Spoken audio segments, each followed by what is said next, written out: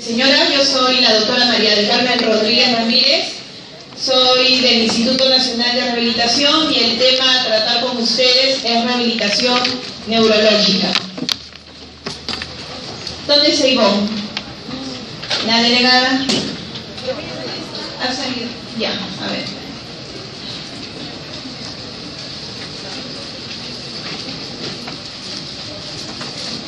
Esos son los tópicos que vamos a tocar el día de hoy.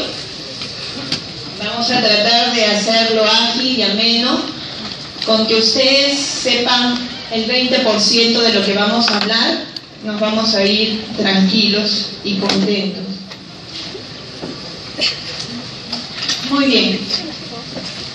Rehabilitación neurológica es una subespecialidad dentro de la especialidad de medicina física y rehabilitación, que va a encargarse de todo lo que es el manejo de la discapacidad, de todos aquellos daños que fueron ocasionados por alguna lesión del sistema nervioso central y medular.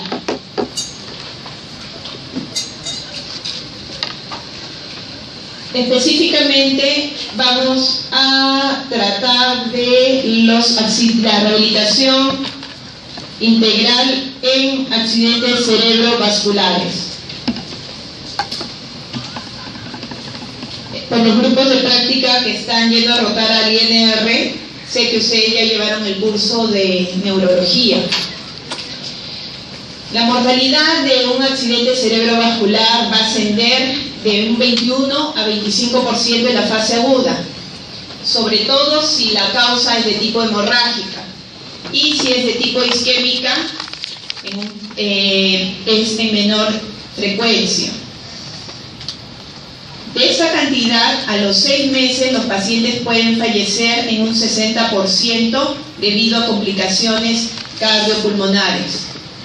De todos los pacientes, hasta un 40% van a quedar con una secuela grave y un 6% con una secuela leve o sin secuela, y un 6% van a quedar con secuela grave. Vamos a enfocarnos específicamente en los ACV de tipo hemorrágico e isquémico en general.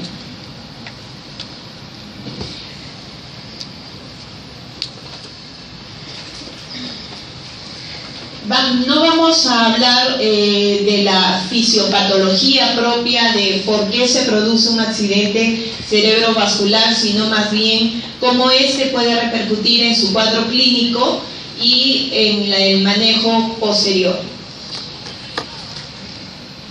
En la fase aguda, cuando se ha ocasionado esta enfermedad cerebrovascular o este accidente cerebrovascular, va a existir lo que se llama una ventana terapéutica, donde todo el manejo o la intervención terapéutica puede modificar el curso evolutivo del infarto cerebral y lograr una reactivación neuronal. Yo les mencionaba de que se pongan en las primeras filas porque, como notarán, hay algunos párrafos que se encuentran con letra cursiva. Entenderán que son las partes más importantes y las que probablemente nosotros incluyamos dentro del banco de preguntas. ¿A qué se refiere con esa ventana terapéutica? Esa ventana terapéutica nos indica dos motivos: que puede haber una reactivación, que puede existir una reactivación de ese tejido cerebral debido a un área de penumbra. Es decir, existe una lesión, ya sea hemorrágica o isquémica, lo que le llamamos el núcleo, y periféricamente a esa zona de isquemia se le llama zona de penumbra, en la cual ahí el daño es de tipo reversible, pero es reversible en un periodo corto, que va de las 3 a las 6 horas, si es que se logra una reperfusión del tejido. Miren lo importante que estamos hablando. Viene una lesión de tipo isquémica o hemorrágica y periféricamente a esa lesión va a existir tejido que no está comprometido y que puede cambiar el curso clínico de la enfermedad. También la ventana terapéutica en la cual debemos intervenir se da por una resolución de la diasquisis, que es el fallo transsináptico a distancia en neuronas conectadas con el área granulada. Todo esto pasa en la fase aguda. En la fase subaguda de un accidente cerebrovascular puede existir una mejoría a mediano y a largo plazo. Esto se debe a una reorganización cerebral debido a un fenómeno importante de hace ya 30 años que se llama plasticidad neuronal.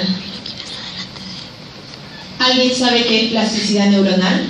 ¿Han escuchado qué es plasticidad neuronal? Ustedes están en quinto, sexto, ¿verdad? Ya han llevado el curso de neurología. ¿Saben qué es plasticidad neuronal?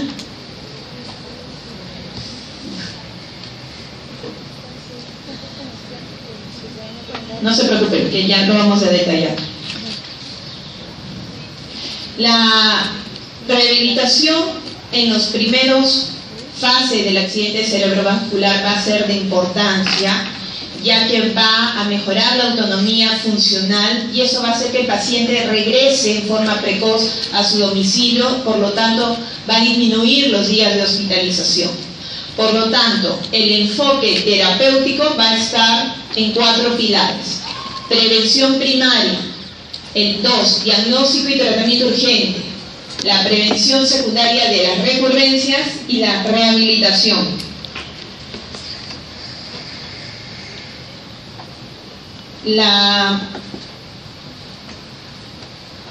Acá el médico rehabilitador, el médico especialista en medicina física y rehabilitación, en un paciente portador de un ACV, va a valorar las lesiones y el déficit funcional y su evolución, va a hacer una estimación del pronóstico más probable y 3, va a establecer un plan terapéutico individualizado para cada paciente. Señores, esto es fundamental porque ustedes ya están yendo a los hospitales, ya están yendo a emergencias. Cuando esos pacientes de tercera edad o jóvenes portadores de un aneurisma roto ingresan a las salas de emergencia en medicina, lo primero que le preguntan los familiares, además de la sobrevivencia, es si va a quedar con algún tipo de secuela. Y ustedes tienen que llevar esos conocimientos mínimos para darles una respuesta cuando ustedes ya salgan al campo, cuando ustedes ya hagan su CERUF, cuando se desempeñen como médicos generales. Nosotros no vamos a enfocar esto como una enfermedad tipo en la cual existen manifestaciones clínicas bastante detalladas de algún cuadro clínico. Vamos a hablar más bien de déficit y deficiencias. La American Heart Association Stroke Outcome Classification habla ya de que en las lesiones por accidentes cerebrovasculares hay 6 deficiencias marcadas o déficit, que son la motora, comunicación, sensorial, visual, cognitiva.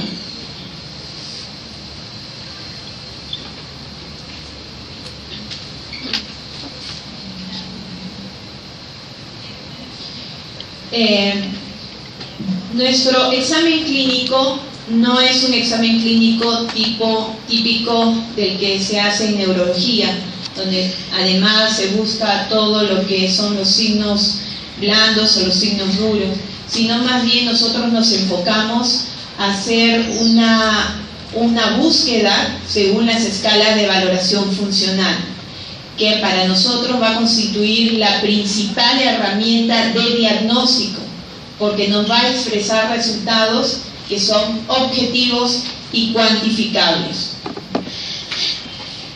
En general podemos dividirlas en 2 grandes escalas. En etapa aguda podemos evaluar y valorar al paciente a través de la escala de valoración global de déficit neurológico y las escalas de valoración de actividades de vida diaria. Eso en una etapa aguda, cuando el paciente ingresa, cuando ya ha pasado de shock trauma, de UCI y sus primeros días en intermedios. Una vez que el paciente va evolucionando, va pasando los días, ya tenemos que hacer la búsqueda ya de esas deficiencias que habíamos hablado, y para eso necesitamos escalas más puntuales. Por ejemplo, para déficit motor utilizamos la escala Medical Research Council, en la cual me evalúa la fuerza muscular del 1 al 5 para cada grupo motor. Y ahí ustedes van a poder ver diferentes escalas que me miden función motora. No traten de aprendérselos, esto es un ejemplo y vamos a tener media hora de preguntas en las cuales necesito su participación para saber si han llegado a comprender lo que estamos hablando. Así como se evalúa el déficit motor, se evalúan las funciones motoras a través de escalas, también vamos a poder evaluar déficits de comunicación a través del test de Boston, el déficit cognitivo a través de un test de Mini-Mental, el déficit emocional a través de la escala de depresión geriátrica, y los otros déficits, tanto sensitivo y visual, en realidad no hay una escala específica, más bien se busca a través de la exploración habitual. También evaluamos las escalas de actividades de vida diaria, que pueden ser de dos tipos, las básicas y las de tipo instrumental. Las básicas son las actividades que ustedes realizan, que todas las personas realizamos en forma diaria: aseo, alimentación, transporte, vestido, el peinarse. Y actividades de vida instrumental, que son ya para actividades más concretas y situaciones de día a día. También hay escalas que se evalúan. También hay escalas de tipo mixta que me hablan de ambas, tanto de la vida diaria como de tipo instrumental. Ustedes, llega el paciente, tienen el conocimiento de que existen instrumentos para valorar esas deficiencias. Pero, ¿qué cosas son las deficiencias? ¿Qué cosas son las discapacidades? ¿O qué diagnóstico es el que ustedes tienen que hacer? Ya no me van a diagnosticar de un accidente cerebrovascular, eso es lo que tiene el paciente. Ustedes tienen que evaluar, valorar y diagnosticar deficiencias, discapacidades y los factores contextuales en los cuales se encuentra este paciente. De todas maneras, si no soy yo, otro colega de la especialidad le va a preguntar qué cosa es una deficiencia. Sí saben, ¿verdad? A ver, valiente. A ver, doctor.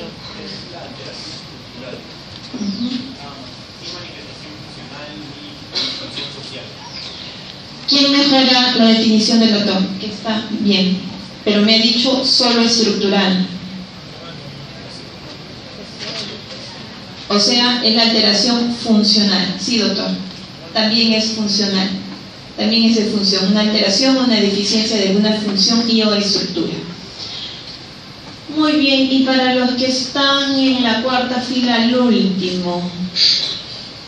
A ver, doctora, la que se está poniendo la chompa, ¿qué cosa es una discapacidad?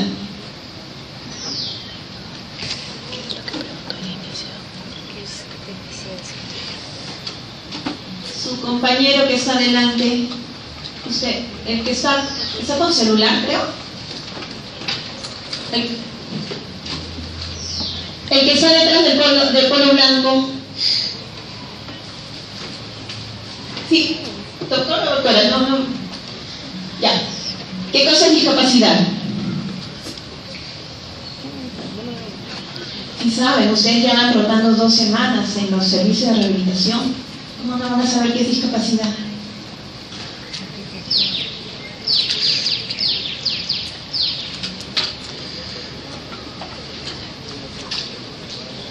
Ya, a ver, alguien del tercer grupo del INR.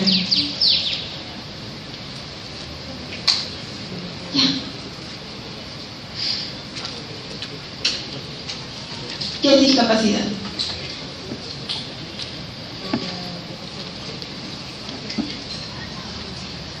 Chicos, no tengan miedo en equivocarse. No tengan miedo, si me dicen, yo los corrijo, no hay ningún problema. Pero sí tienen que saber de qué cosa estamos hablando. Doctor, ¿qué es discapacidad? Tibio. ¿Qué dijo? Doctor.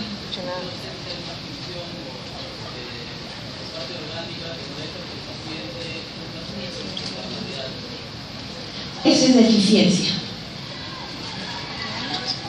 Esa es deficiencia. Discapacidad. Doctor, usted que no fue a la práctica. José. Ya. ¿Qué es discapacidad? Tiene que levantar ese 0 que le hemos puesto.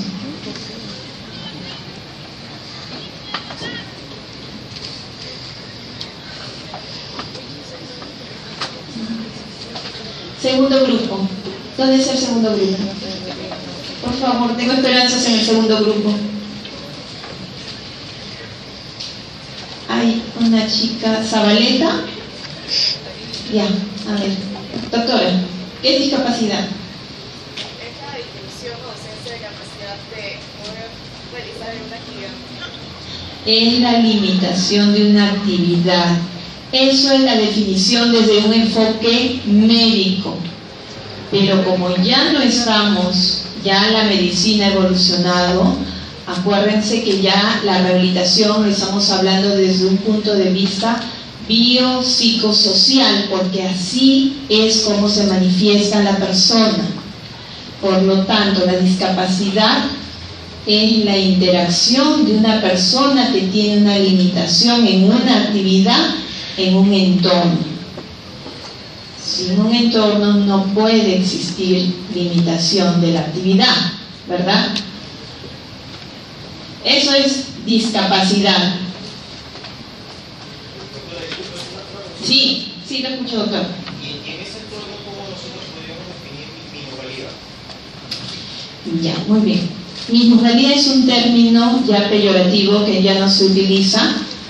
Ya desde la OMS, desde el 2001, en su nueva clasificación de la funcionalidad y la discapacidad, no lo incorpora como un término médico. Lo que usted habla ahora se denomina restricción en la participación. Yo soy una persona, después vamos a hacer los ejemplos. Yo soy una persona que tiene déficit visual severo, no tengo acceso o simplemente se me rompieron los lentes y no puedo manejar. Y la única manera con la que puedo yo trasladarme al trabajo, ya sea manejando o simplemente yendo al servicio público. Cuando esa persona es incapaz de poder acceder a ese transporte público debido a la deficiencia en la cual se manifiesta por la limitación para poder ver e identificar el carro, significa que esa persona, el entorno está siendo hostil para el desarrollo de esa actividad. A eso se llama restricción de la participación. Es lo que antes se llamaba minusvalía, pero ya ese término no lo utilizo, ya no está identificado como término médico.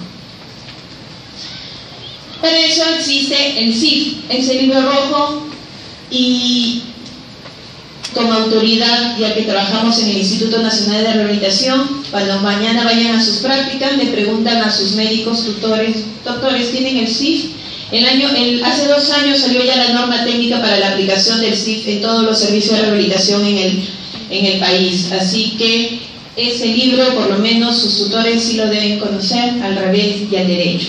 Esa es una clasificación en la cual nos habla sobre el paciente, sus deficiencias, sus discapacidades y qué restricciones en su entorno, ya sea con barreras arquitectónicas o con facilitadores se puede desempeñar el paciente. Ese es el diagnóstico que ustedes tienen que hacer en un paciente con accidente cerebrovascular.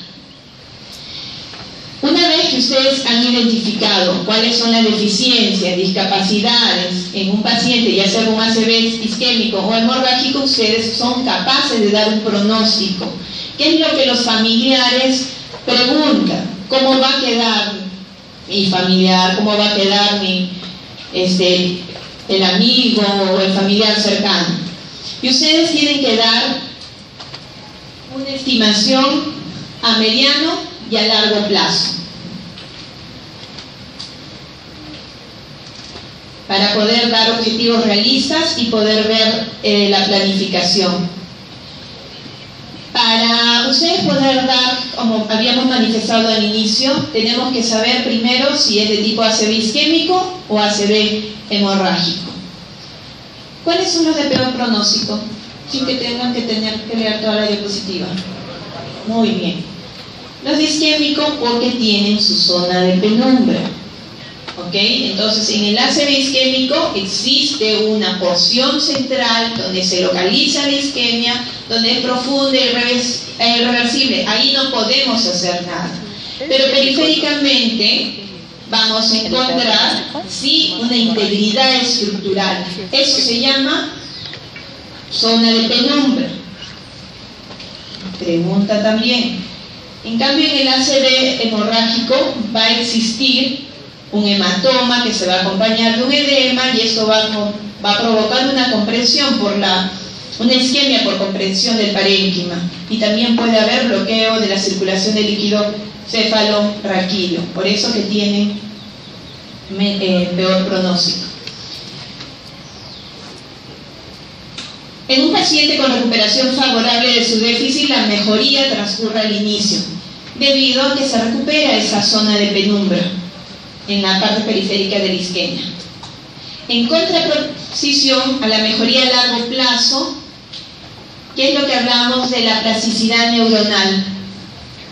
Van a haber pocos artículos que hablen de plasticidad neuronal, pero el europeo Bakirrita ya desde 1980 hablaba de la plasticidad neuronal, que es aquellas neuronas que se encuentran íntegras, que se encuentran vecinas a la lesión, van a aprender de la función de aquellas células neuronales en las cuales se ha provocado la lesión. Eso se llama plasticidad neuronal. Todavía no está descrita científicamente como tal, pero eso son los estudios de ensayos clínicos que ya sí están dando a conocer, sobre todo en los pacientes con accidente cerebrovascular.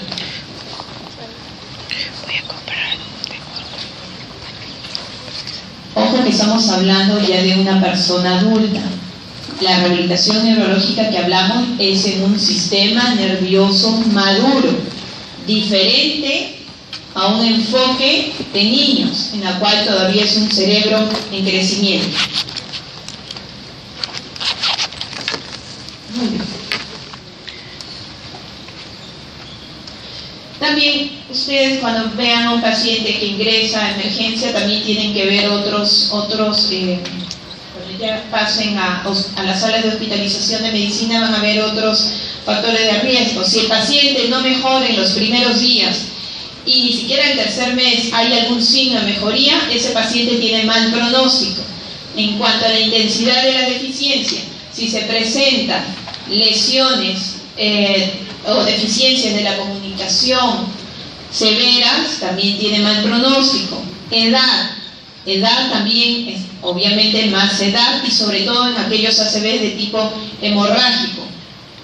El entorno familiar también es importante. ¿Cómo está relacionado ese paciente con su entorno familiar? El grado de dependencia que ha tenido el paciente previo al ACV y la depresión postictal. Muy bien.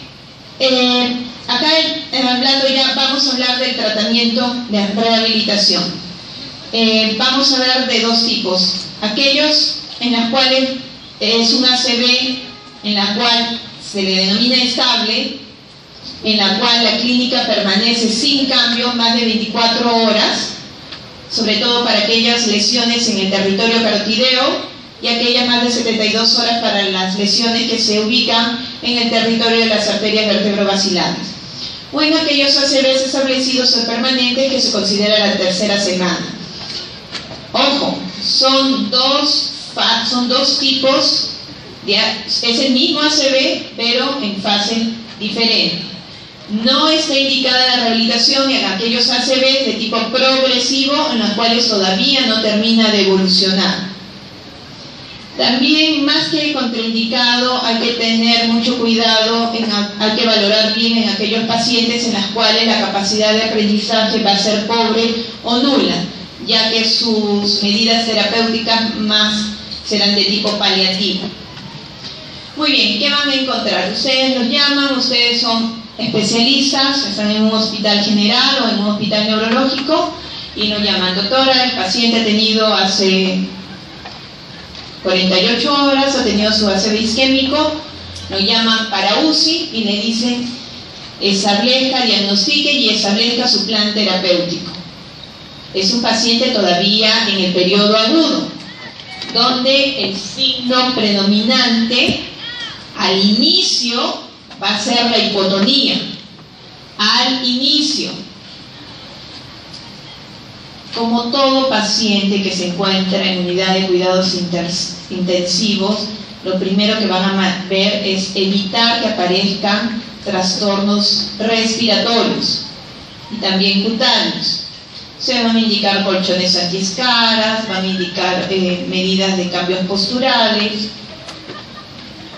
Bueno, esta presentación yo ya la he colgado, solamente les menciono que sí tienen que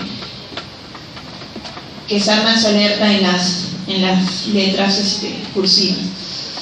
Evitar actitudes viciosas, hacer movilizaciones pasivas lentas.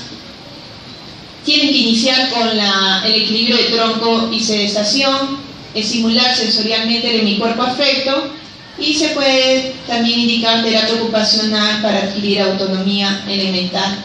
Rotaciones. Si el paciente ya está despierto, se le puede indicar rotaciones en la cama.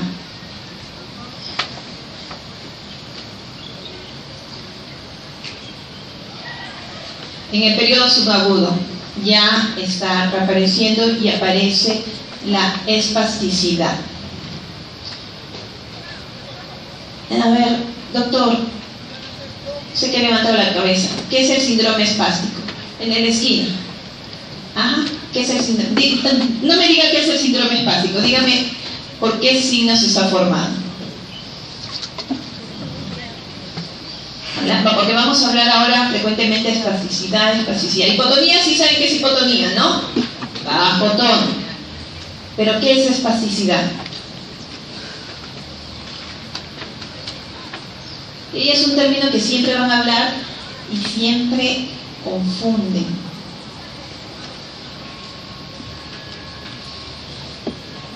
Equivóquense, si no, no van a aprender. ¿Qué cosa es espasticidad?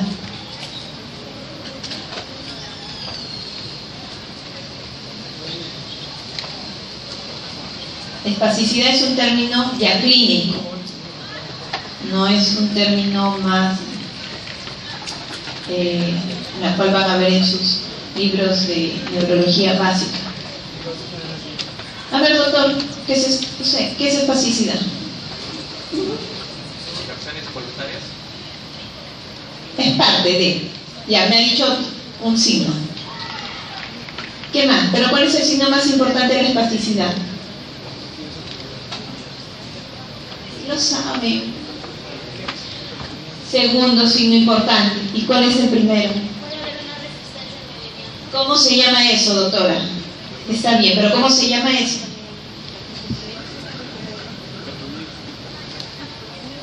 Muy bien, ha dado la definición. Eso se llama hipertonía. Si no es hipotonía, obviamente, pero cuando hablamos de espasticidad, junten las definiciones de sus tres compañeros. Hipertonía, hiperreflexia y presencia de movimientos anormales. No de los tipos atáxicos, no, sino cuando ustedes saquen la hiperreflexia, en muchos casos aparecen movimientos reflejos. Ese es el síndrome espástico.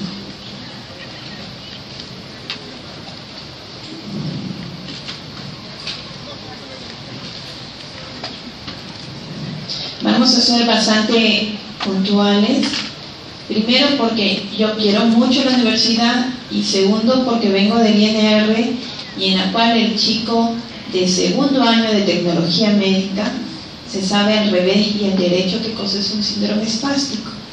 Por eso ustedes tienen que saber muy bien, el médico es el que tiene que tener más conocimiento. No necesariamente lo tiene que aplicar todo, pero sí tiene que tener conocimiento. Entonces, en la fase subaguda ya empieza a aparecer el síndrome espástico, ya empieza a aparecer la hiperreflexia.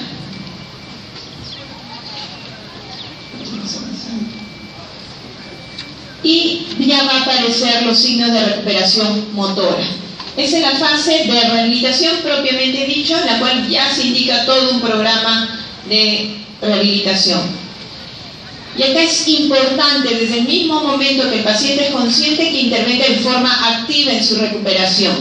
Más o menos este periodo puede durar hasta 3 meses en el programa de rehabilitación. Ya pasaron el periodo agudo, estamos en el periodo subagudo, cuyos objetivos van a ser, primero, corregir si es que han habido deformidades ortopédicas, y acá viene todo lo que ya son las indicaciones propias de terapia física: kinesioterapia, reeducación propioceptiva, coordinación, reeducar. Miren las palabras que estamos utilizando: reeducar, no estamos diciendo enseñar, es algo que el paciente ha perdido y hay que volverles a enseñar. Utilizan sus agentes físicos, los equipos de electroterapia, creo que ya han hecho el tema de agentes físicos. Ustedes lo pueden utilizar tanto para estimular como para fines analgésicos.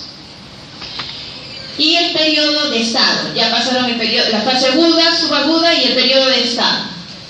Ya acá la recuperación ya no va a ser tan rápida como en el periodo subagudo,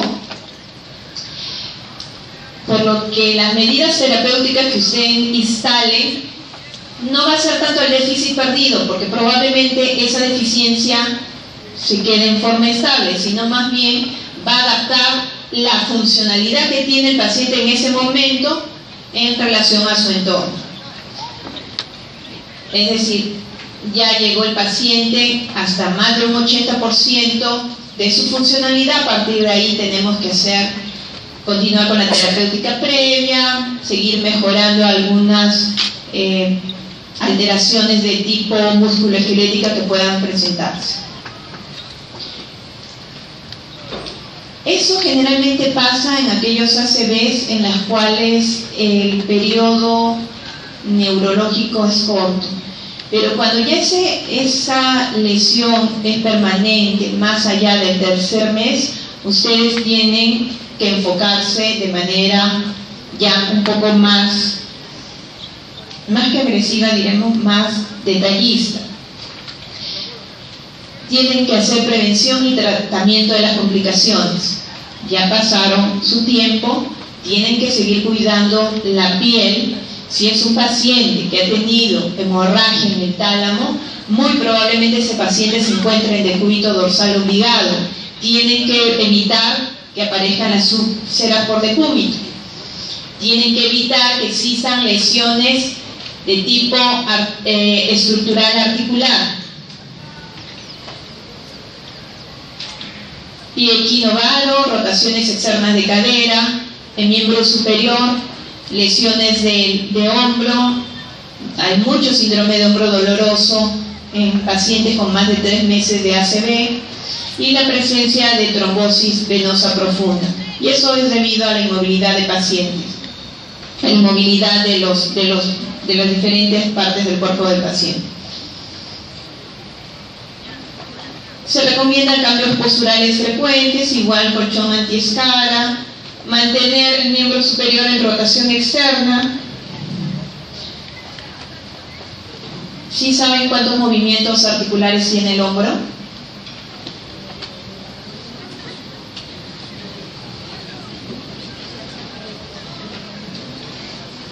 Sí, muy bien, doctor. ¿Cuáles son? Abducción, flexión, extensión, rotación externa y interna. Muy bien, doctor.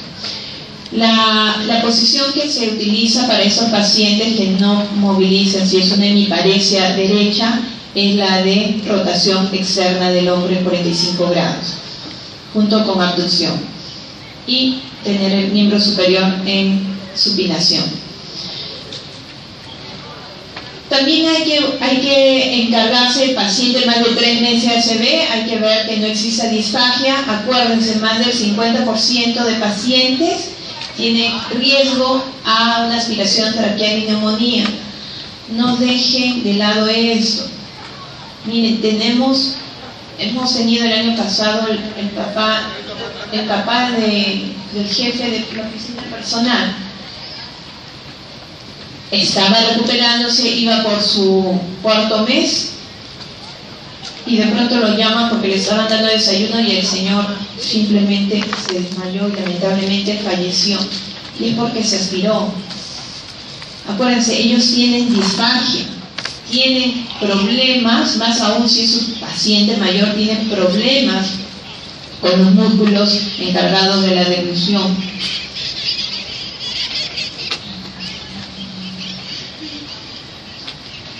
Para eso ustedes tienen que sentarlo al paciente, darle dieta blanda, utilizar comidas con más sabor, ya sean frías o calientes, que sienta, el estímulo es importante. Y acá también se tiene que acompañar con el tratamiento con el odocopeda para que exista una reeducación en las praxias orofaciales. Se les enseña maniobras deglutorias, así como por la coordinación de la deglución. También hay problemas fésico-esfinterianos y gastrointestinales. La incontinencia vesical es común en los primeros 30 días. En los primeros días, en hasta 50% de los pacientes, pero eso se resuelve en forma espontánea. Igual, hay incontinencia fecal, hasta un 31%, igual en las 2 primeras semanas se resuelve. Pero esos pacientes, si es más de un 50%, llegan a tener constipación. Ustedes ya saben el manejo de una constipación, pero acá se debe acompañar a esa dieta rica en residuos con hidratación frecuente, laxantes, ejercicios respiratorios, ejercicios de prensa abdominal, así como masajes en la parte abdominal. Muy bien. Tiene ya el paciente más de 3 meses. Más avances no lo van a tener, más aparición de movimiento voluntario, espontáneo, no va a haber, por lo que ustedes van a tener que recuperar las capacidades funcionales perdidas en ese paciente. ¿Y cuál es la primera? La motricidad, el equilibrio y la coordinación.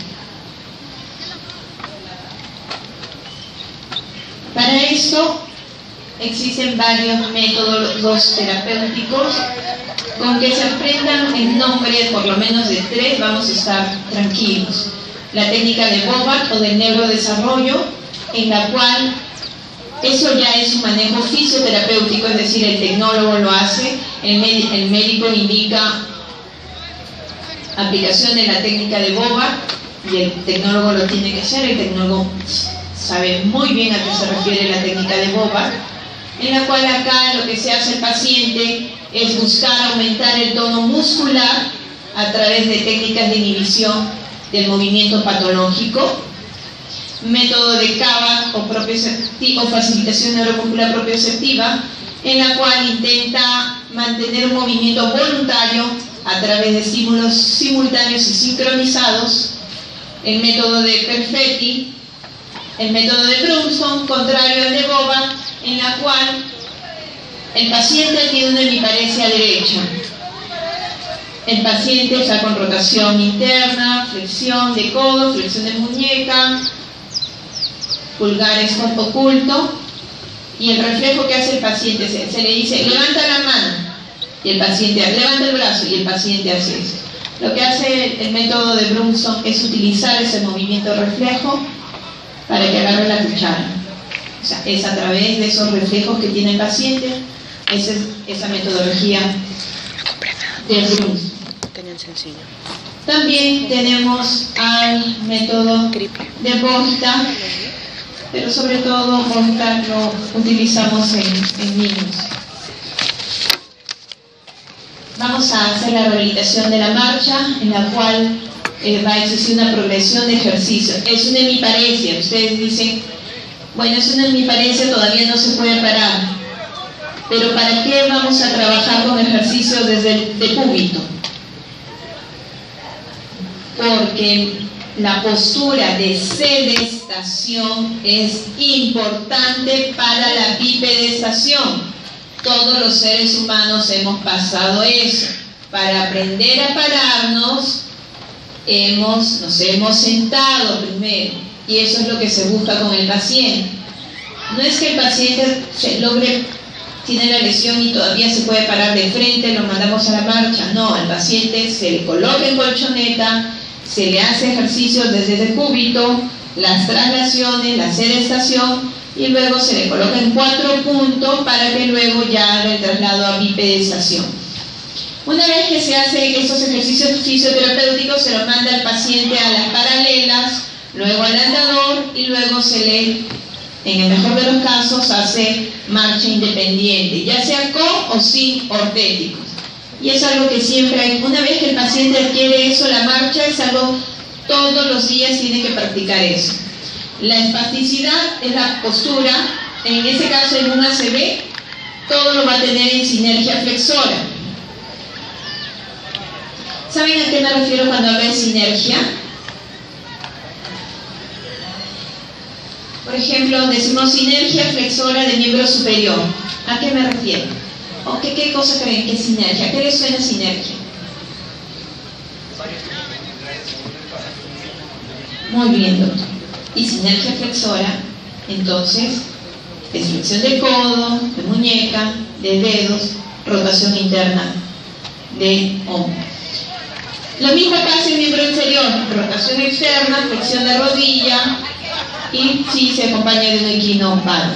Para la espasticidad, además de los métodos terapéuticos que les he mencionado, se pueden utilizar medicamentos como baclofeno, benzodiazepinas, endantroleno, y lo que estamos utilizando ya desde hace más de 10 años en el INR es la aplicación de la toxina botulínica.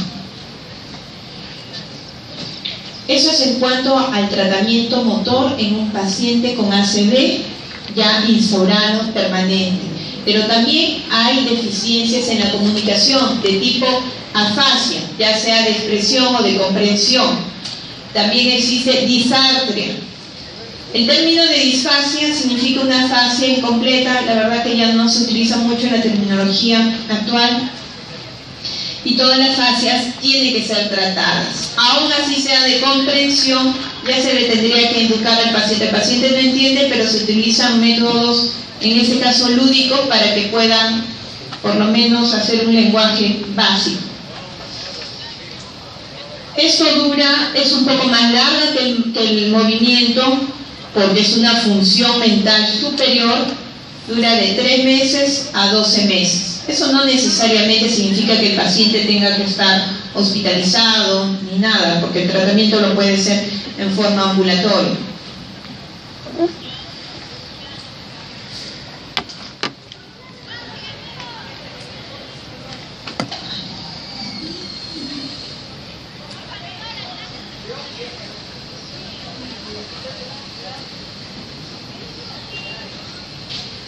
También puede haber disartria, que ya saben ustedes que es el trastorno de la articulación, que puede ser aislado o acompañarse de la fascia.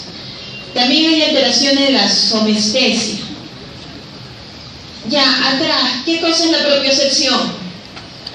A ver, la doctora que se va a sentar, de rosa, de pelo largo. ¿Qué cosa es la propiocepción?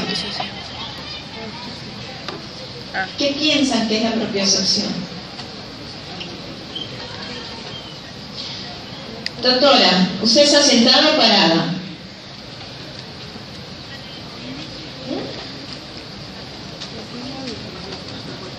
Doctora, ¿usted qué está de rosa? ¿Usted está sentada o parada? ¿Ah? Eso es propiocepción. Lo que pasa es que a la doctora le hemos hecho la pregunta de forma directa. Es la respuesta sensorial frente a las posturas del cuerpo. No crean que cuando la doctora me dice estoy sentada es una respuesta automática. Eso es propiocepción. Y eso es lo que falla en estos pacientes. Lo ven al paciente con su hemiparesia, ya sea derecha e izquierda, y ustedes le dicen, agárrate, pero ¿por qué no te agarras? Y el paciente no identifica porque no siente su miembro superior derecho. Entonces es lo que se debe hacer un esquema terapéutico si es que está alterado. Acuérdense que ustedes ya han tenido su escala de valoración en la cual han podido identificar si esa propiocepción está alterada.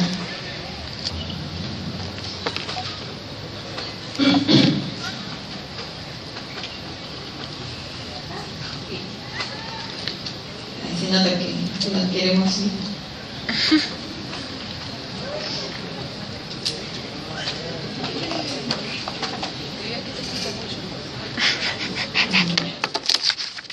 Eso es peligroso porque muchos de los pacientes de verdad vienen y tienen quemaduras, tienen si tienen se acompañan de lesiones de tipo sensitivo, tienen lesiones por quemaduras, se golpean.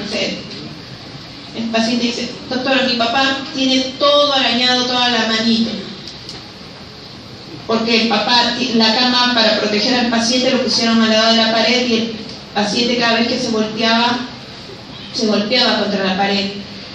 El paciente no sentía ni tampoco sabía que debía proteger ese miembro superior, por la cual también hay que hacer modificaciones en el ambiente para que protejan al paciente. Las actividades de vida diaria que habíamos hablado, que es importante, no caer en la sobreprotección, sino más bien acá enseñarle, y acá papel importantísimo juega el terapista ocupacional, que va a facilitar la adaptación del paciente a su nuevo estado.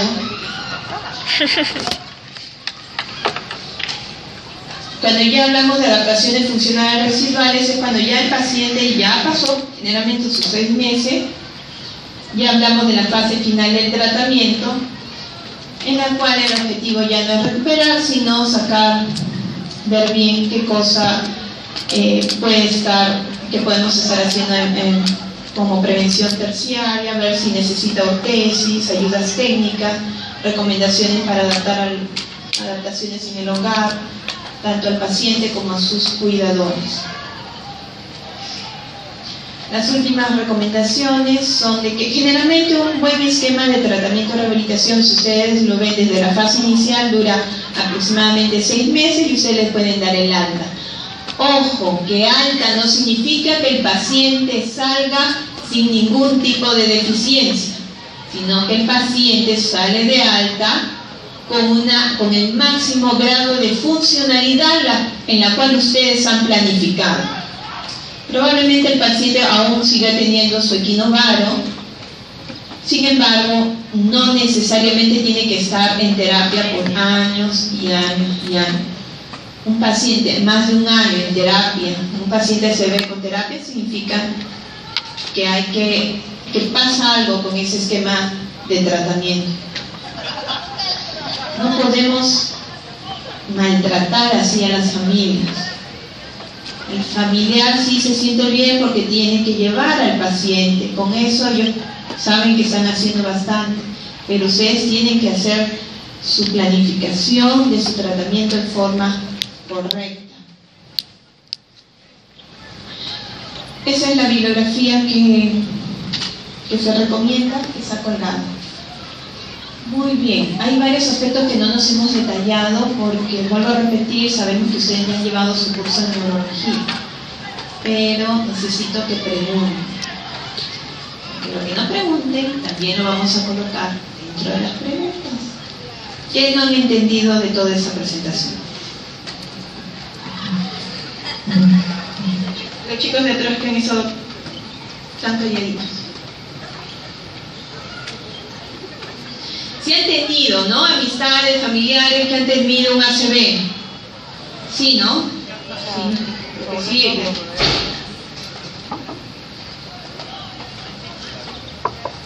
O han visto en la clínica. Ya, chicos, pregunten. Pregunten para irnos rápido.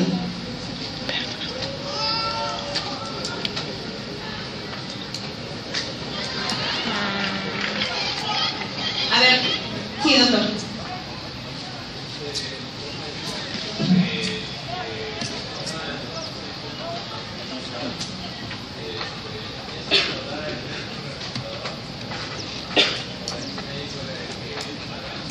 Generalmente lo indica el médico neurólogo. Y buena pregunta. Bien, generalmente los pacientes vienen a la especialidad de medicina física ya con un esquema de tratamiento del neurólogo, donde hay su serie de medicamentos y muy probablemente es el baclofeno. Viene hacia usted, doctor, pero usted ve que cuando le evalúa bíceps, es un paciente con una hemiparesia derecha, evalúa bíceps, está en un Ashworth de 3, es decir, flexiona y más o menos va a esta velocidad. Y está tomando baclofeno, es un paciente varón, más o menos de 70 kilos, y está tomando 30 miligramos de baclofeno. Es insuficiente. Vuelve a evaluarlo. ¿Hace cuánto tiempo está tomando el baclofeno? Hace 6 meses. Ese baclofeno es un saludo a la bandera. Generalmente nosotros, para espasticidad de tipo localizado, yo necesito hacer este movimiento de extensión para hacer funcionar mi miembro superior. De nada me sirve que esté flexionado ese miembro superior, más aún si el paciente es diestro. Entonces acá donde aplicamos es la toxina botulínica. La toxina botulínica hace un bloqueo de la sinapsis, es un anticolinérgico en la cual relaja y entonces el paciente puede estirar. No desaparece la espasticidad porque ya está instaurada, pero sí me disminuye, probablemente de un grado 3 me disminuye a un grado 2 y en el mejor de los casos grado 1. Y es temporal. La toxina botulínica tiene un efecto máximo a la 4ª semana, pero solamente dura 6 semanas. Por eso a esos pacientes hay que estar colocándole cada 6 meses. Y es muy interesante porque con la toxina botulínica tenemos muy buenos resultados. Otra pregunta.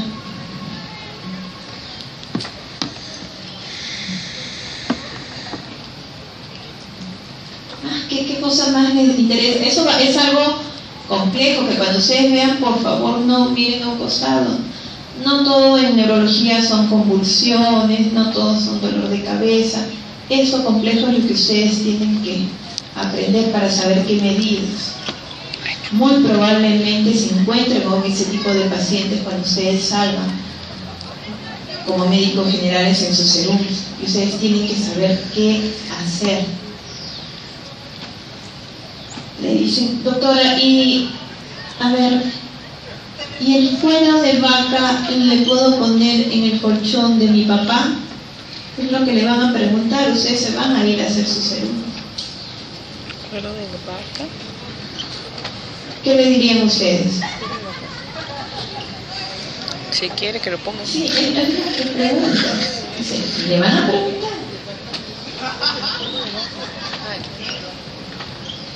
Por lo menos el paciente sabe que tiene que estar apoyado en una superficie diferente a un colchón. tienen que utilizar ahí el ingenio. Si se van a lugares, a centros de salud, a postas de salud, utilicen guantes bien llenos de agua, movilícenlo, con el solo hecho de movilizarlos, colóquenle en posición semi-Fowler, colóquenlo sentado, hagan ese tipo de posiciones y en realidad la mortalidad de ese paciente va a disminuir. Chicas, no las he escuchado. Han participado más los chicos y creo que hay más chicas en ese salón. ¿Nadie se inclina por la neurología? ¿Sí? ¿Nadie quiere ser neurólogo? Y le pregunto por mi especialidad, porque son peor. Si no quieren ser neurólogos, Hay que neurocirugía. no todos van a ser cirujanos, no todos van a ser pediatras, no todos van a ser ginecos.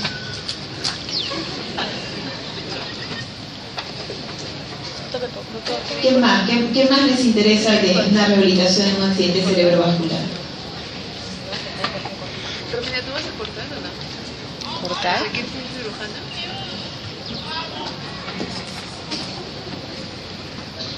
Una pregunta más y nos vamos, pero pregunten. Ya, depende de ustedes, si nos vamos. Ay, Dios mío. Iba a preguntarlo. Chicas, pregunten. ¿O son más tímidas que los chicos? No sé, es que yo... Ya, en sus manos les dejo una. A ver, pregunten, para allá ir.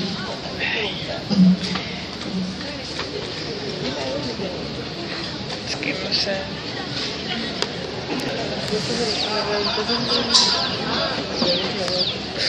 La delegada es la que responde. ¿Dónde está la delegada? Ya, a ver, doctora, pregunte. Saque cara por la chica. Una pregunta por todos. ¿Cómo es el consejo de